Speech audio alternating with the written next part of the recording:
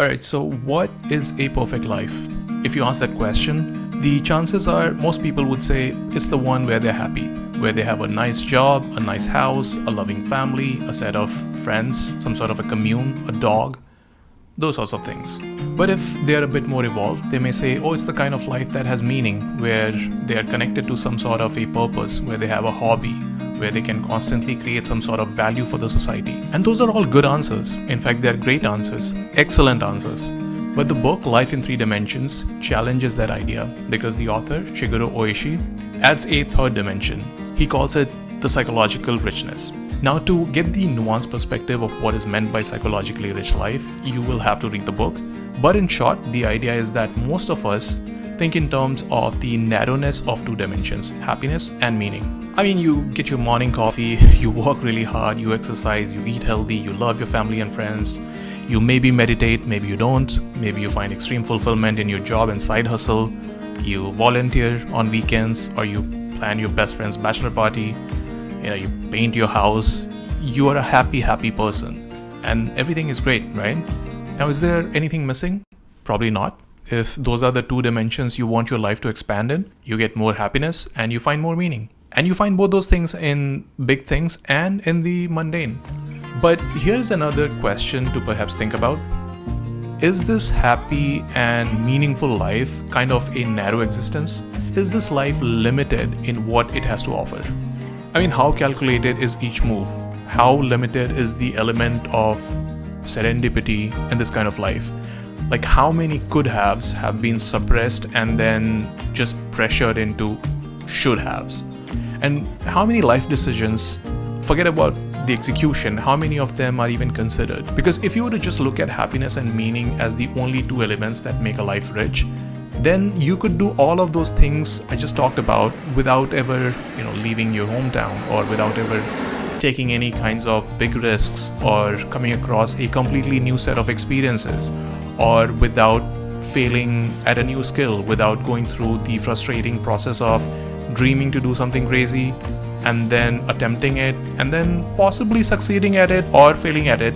The outcome is besides the point. It's the process of doing something that makes the experience what it is. Because just maximizing happiness and meaning could mean that you may end up doing certain things without ever changing your positions in life, without even questioning your beliefs, without even reading a book that would challenge your thinking, without engaging in any discourse that would change you as a person. I mean, you could find happiness and meaning in a well-structured, well-organized, goal-oriented, purpose-driven life. And that is what we are taught to achieve. That is what the ideal looks like. But if you think about it, it does kind of feel very limited, very narrow in existence, very flat and somewhat predictable in nature. So then the question is, if all that is true, then why do we really resist richness? And the answer is a bit paradoxical, because as human beings, we crave safety and comfort and stability. But the more we try to achieve and control our circumstances, the more complacent we become. And the more complacent we become, the more regrets and what ifs begin to pile up. So on one hand, we are trying to be comfortable and joyful, but by just trying to achieve those things that make us comfortable and joyful, we become miserable. So then it logically makes sense for us to go after things that are not so comfortable, but we don't, because we are just afraid of failures. And we're not just afraid of failures, but we also dramatically overestimate how much hurt it will cause us. So then we never take action. And you see examples of it everywhere. You stay in jobs that stunts your growth. You stay in relationships that have clearly become miserable. You continue to live in cities and towns that bore you and has nothing to offer. And we also never let go of beliefs that binds you to a certain lifestyle and stops your imagination. And here's the thing, Oishi isn't alone in noticing all of this. The science of well-being and philosophy of living both point to the same conclusion, that chasing comfort alone doesn't sustain us. What sustains us are challenges, novelty, and variety.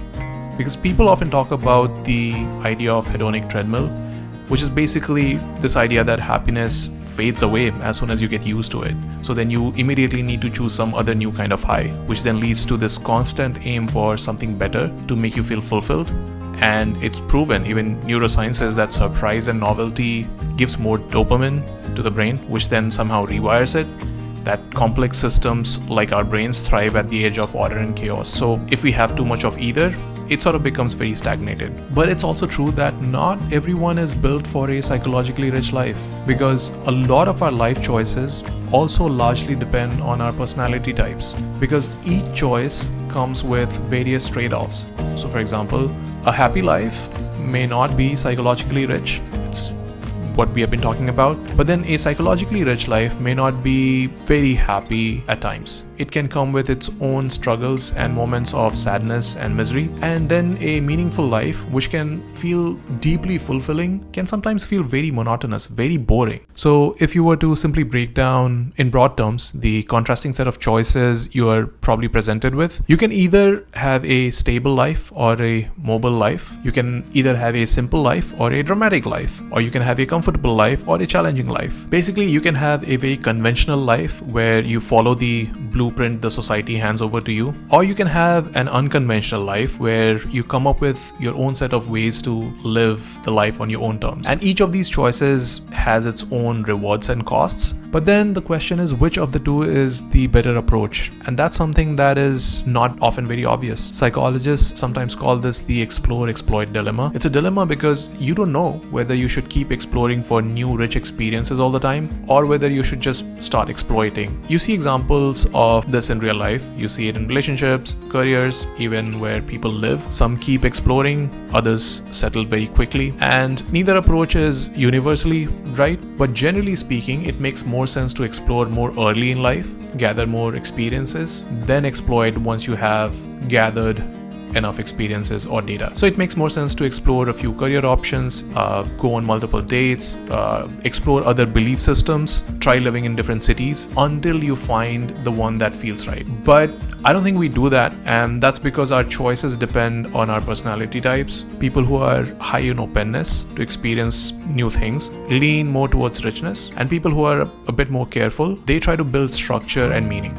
They are okay sacrificing novelty and surprise for stability. And of course, then there's a huge influence of the society and the culture where one is born. Some societies elevate happiness as the measure for a good life, and some other societies try to put meaning at the center through duty and service and family values. And then in some societies, richness is celebrated through art, exploration, curiosity. The point is, there's no single recipe or a gold standard, but what is important is to understand that when you look at life as a whole, there are three things: memory, regret, and storytelling that matter quite a bit. Because you see, you retain an experience because of its intensity or its novelty, where intensity can be a form of novelty, but those kinds of experiences get lodged in your memory. They stick. They become part of the story you tell about your life. So that's why if you have ever done an adventure, you remember it for a longer period of time than, say, a very pleasant but forgetful evening where nothing intense or novel happened. And then there is regret. And a very important point about regret is that you don't really very strongly feel it when it comes to making mistakes, but you do feel it strongly about not taking action when you could have. And then there is storytelling. That is super important, because if you think your life is a story, and it is, because it has you as the main character, and that character has a narrative arc, and that character goes through different plot points and subplots, and there's this whole plot twist in terms of different life events, and there are other characters that influence your story. The point is, it can either be very boring, flat, uneventful story if it exists in just two narrow dimensions of comfort and stability, or it can be a very enriching story of its own. It can have its own ups and downs, it can have its own setbacks and failures and mistakes and corrections, because the best part is that we always have that option to constantly edit out the story and start from wherever you are in life. Now, just before I end the video, I want to address the fact that to make your life psychologically rich, the exploration doesn't always have to be very extreme. You don't need to, explore Sahara Desert on your foot, or, save all the trees in the Amazonian forest, or foster 1,000 cats. It doesn't even have to be a physical exploration. In fact, it doesn't even need to come from your direct experiences, where you take the decision and follow through, where you relocate, or you marry outside your faith, or you fail at a startup, or you save all the, dolphins. Those are big, high-stakes choices, and not everyone can or should make them. It can happen simply when you pick up a book by someone you don't agree with, who sees the world completely differently than you, and then you sit with that book and you let their thoughts and their words shift your outlook even just a little. It happens when you sit with a painting, a film, a piece of music that unsettles you a little bit, and you let it open a new window in your mind. It can happen in conversations when you are pushed against your comfort zone and you're forced to realize that, oh, the person sitting opposite to me is making some points that I never considered. Because these moments, these indirect experiences, don't demand that you gamble everything, but they still give you this little nudge, and that small rearrangement of your mental furniture is what makes life richer than it was yesterday. So maybe the real question isn't just, am I happy, or is my life meaningful? Maybe the deeper question is my life interesting enough to remember, to retell? Is it a good story? And that story doesn't have to be flawless, or without scars, or without twists, or without failures, and without recoveries. It just needs to be psychologically rich. So if you have made this far, wherever you are in your life, I would ask you to pause for a moment, think back on your journey so far, and ask yourself, has it been psychologically rich?